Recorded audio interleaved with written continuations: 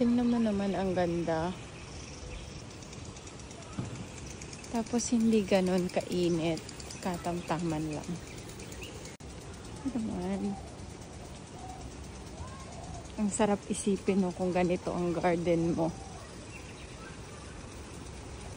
Grabe ang creativity. Araw-araw ganito yung lalakaran mo. Talagang mapapasana all ka na lang. Tapos may pond dun sa kabila. Tapos may pond din dito. Dream ko talaga one day magkaroon ng pond. Ayan o. Sobrang ganda talaga. Wala talagang corner na hindi maganda. Ano naman. Pangarap ko talagang magkaroon ng fish pond na ganito. Ayan na sila. Tapos dito may pakainan. Sarap na itong gawin sa farm ko. Ayan o.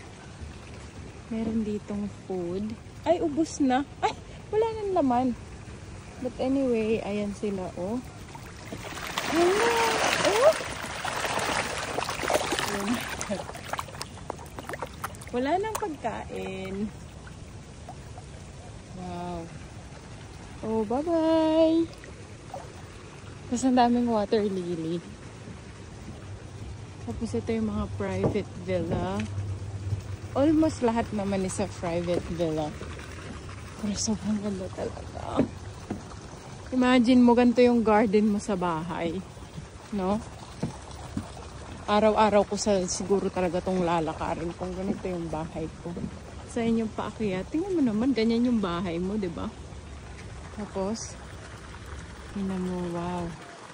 Ayun yung taas kahapon. Diba? Tingnan mo, ang ganda talaga. Kung ganito ang garden nyo, mga ka-Facebook, ano sa palagay nyo ang gagawin nyo araw-araw? Di na siguro ako uwi ng bahay. Siguro doon na lang talaga ako sa garden. Ganda, diba?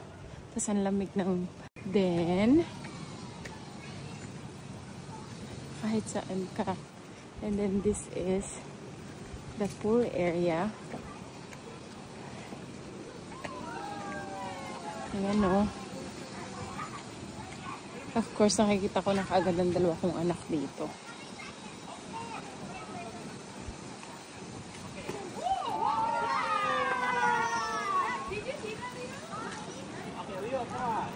And then, andun yung ocean sa dulo.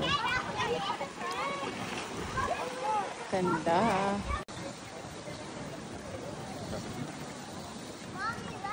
I have an idea the girls didn't put the towels up for the clothes.